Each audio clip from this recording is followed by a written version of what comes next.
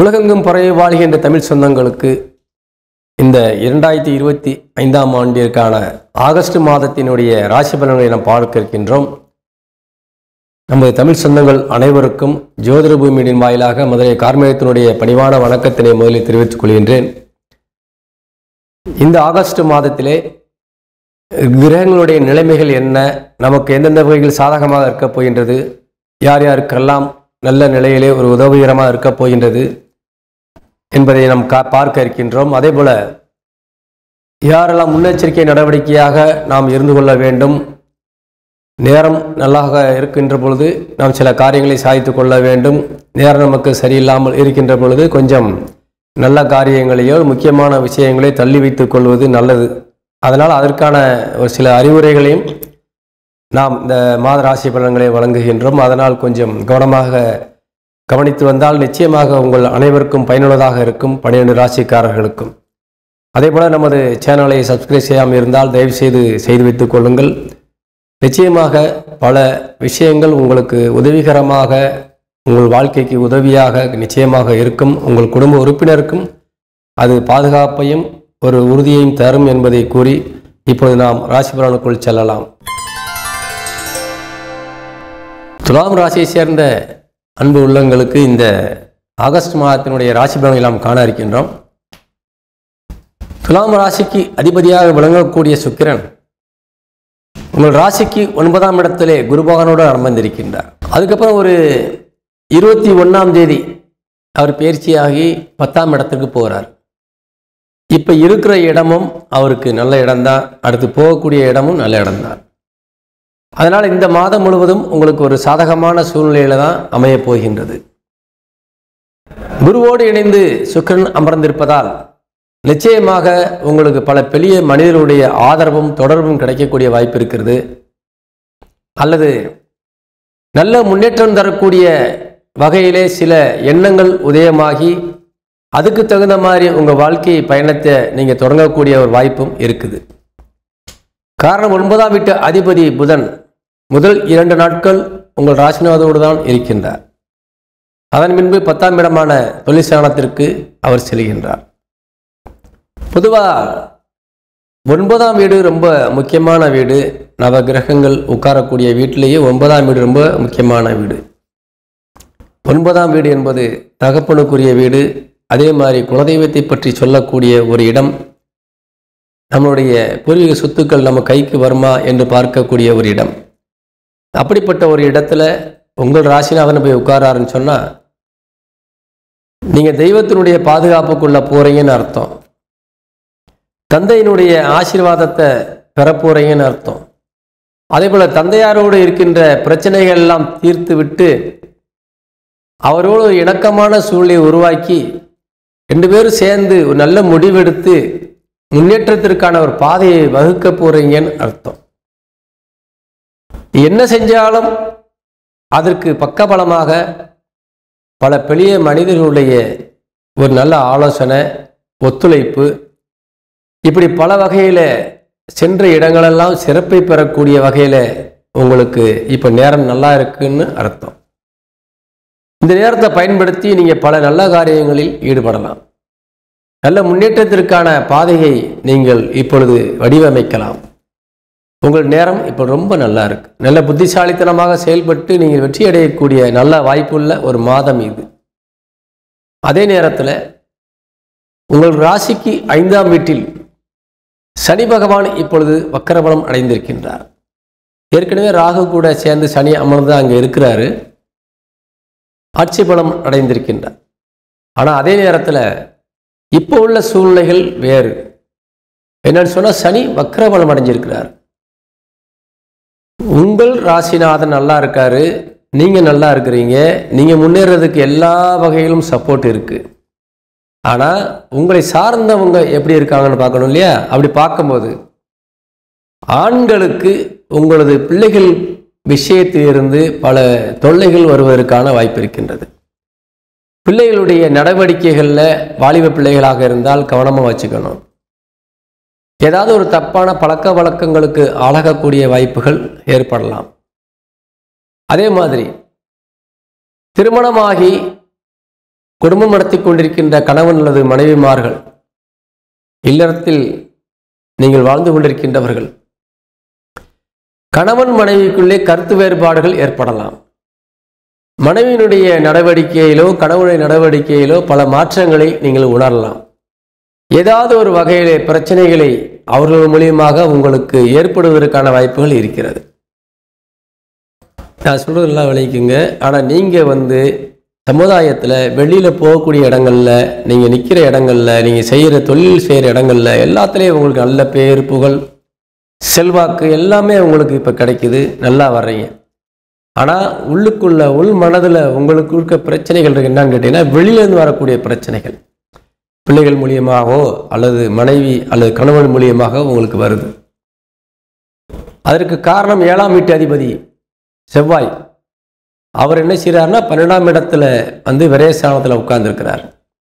விரயஸ்தானத்தில் உட்கார்ந்து 6ஆம் இடமான எதிரி ஸ்தானத்தை பார்க்குறார்.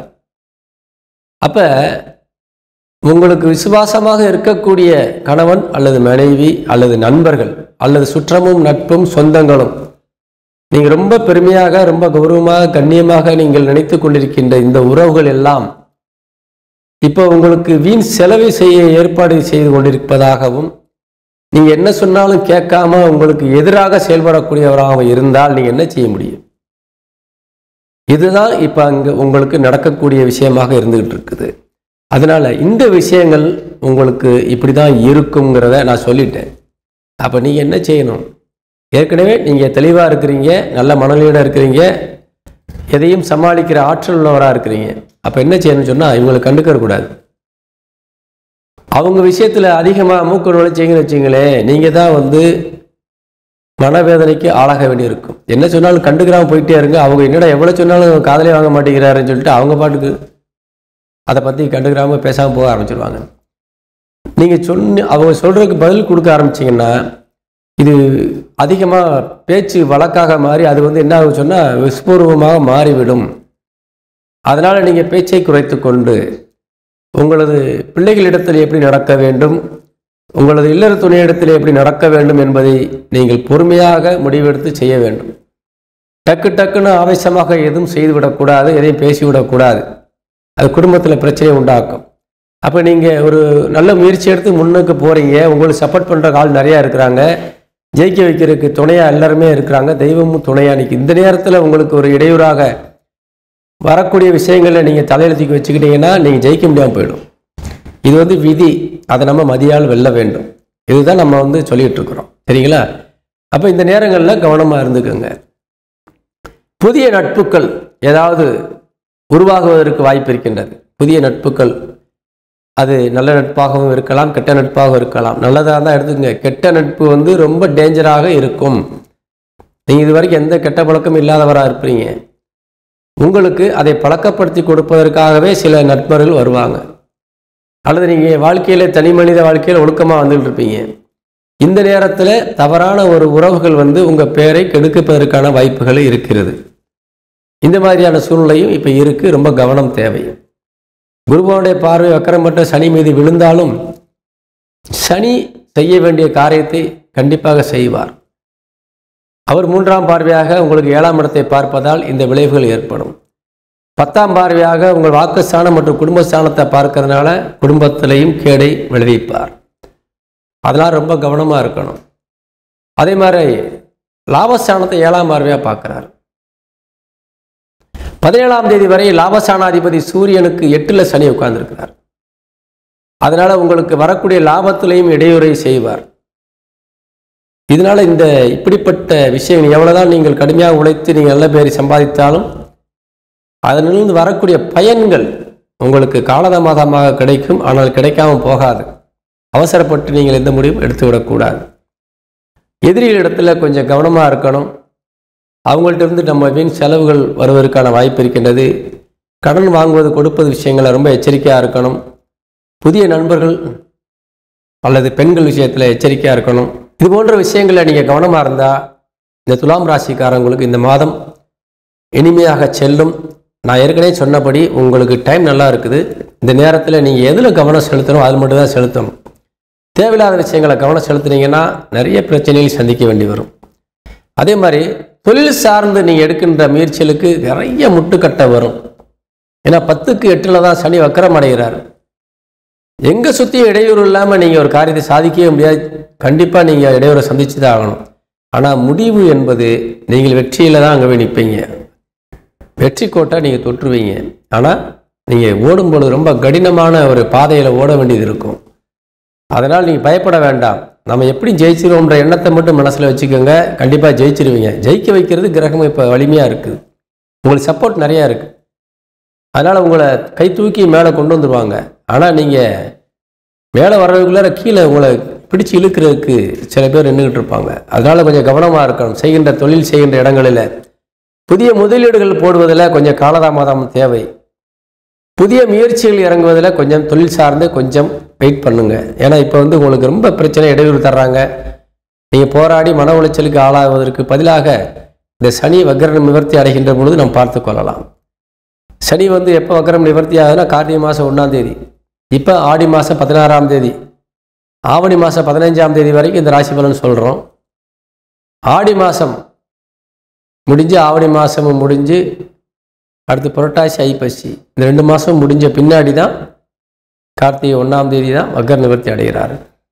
அப்போ இன்னும் ஒரு குறைஞ்சபட்சம் ஒரு 3 மாதம் நீங்கள் பொறுமை காப்பது நல்லது. அதுக்காக எந்த தொழிலும் செய்யாமல் இருக்க முடியாது. ஆனால் அளவாக செய்யுங்க, பாதுகாப்பாக செய்யுங்க. எந்த விதத்திலும் நீங்கள் யாரையும் நம்பி ஒரு காரியம் செய்யாதீங்க. நல்ல மனிதர்களுடைய அனுபவசாலிகளை கையில் வைத்துக்கொண்டு நல்ல ஆலோசனையை பெற்று நீங்கள் அதை செய்தால் நிச்சயமாக வெற்றிகரமாக அதை சாதிக்க முடியும். ஏன்னா உங்களுக்கு பக்கபலமாக குலதெய்வமே காத்து நிற்கிது. தந்தையுடைய ஆலோசனை நல்லா இருக்குது. பல பெரிய மனிதர்கள் ஆலோசனை உங்களுக்கு நல்லா இருக்குது. அதனால் கவலைப்பட வேண்டிய அவசியம் இல்லை. இருப்பினும் இடையூறை தாண்டித்தான் சாதிக்க வேண்டும். இந்த துலாம் ராசியை சேர்ந்த அன்புகளுக்கு நான் மேற்கூறிய விஷயங்களில் கவனம் செலுத்தினால் மிகவும் நன்று. வாலிப பிள்ளைகள், திருமண வயதில் இருக்கின்ற பிள்ளைகள் ரொம்ப எச்சரிக்கையாக இருக்கணும். இந்த மாதிரி நேரத்தில் தான் தவறான உறவுகள் நம்ம வாழ்க்கையில் மாட்டிக்கணும். ஒன்றுமே இல்லாதவங்க கூட ஓசி வண்டியில் வாங்கிட்டு ஓசி துணி வாங்கிட்டு தான் பெரிய பணக்கார மாதிரி தோரணையை காட்டி பல பிள்ளைகளுடைய வாழ்க்கையில் விளையாடி விடுகின்றார்கள். அப்படிப்பட்ட ஒரு சூழ்நிலைகள் இப்பொழுது நடக்கக்கூடிய வாய்ப்பு இருக்கின்றது. அதே மாதிரி ஆண்களும் தவறான பெண்களிடத்திலே நீங்கள் சென்று உங்கள் வாழ்க்கையிலே பிரச்சனையை விலைக்கு வாங்குவதற்கான வாய்ப்பு இருக்கின்றது. நீங்கள் முழுமை நுழைந்து விட்டால் திருப்பி மீண்டு வெளியே வருவது என்பது கடினமாகிவிடும். ஒரு கெட்ட நேரம் இது. 7ஆம் இடம் பாதிக்கப்பட்டிருக்கின்றது. 7க்குடையவனும் சுய புத்தி இல்லாத வகையிலே அவருக்கு 6ஆம் இடமான உங்கள் ராசிக்கு 12ஆம் இடத்துல போய் உட்கார்ந்துருக்கிறாரு. ஒரு நல்ல பார்வையும் பார்க்கல. செவ்வாய் உங்கள் ராசிக்கு 6ஆம் இடமான எதிரி ஸ்தானத்தை பார்த்துட்டு இருக்கிறாரு. அதே மாதிரி 8ஆம் பார்வையாக உங்கள் ராசியை பார்க்கிறார். இது நல்ல பார்வைகள் இல்லை. அதனால் நிச்சயமாக பாதிக்கப்படுவீங்க. இந்த வாலிப பிள்ளைகள் ரொம்ப கவனமாக இருக்கணும். வாழ்க்கையினுடைய அடித்தளம் என்பது நீங்கள் ஒரு நல்ல நேரத்தில் நல்ல துணையை தேடுவது. கெட்ட நேரத்தில் தேடக்கூடிய துணைகள் எல்லாமே உங்கள் வாழ்க்கையில் பிரச்சனையாக தான் வரும். இப்போ கெட்ட நேரம். பொறுமை காத்து வாழ்க்கையில் ஜெயிக்க வேண்டும் என்பதை கூறி விடைபெறுகின்றேன். வணக்கம்.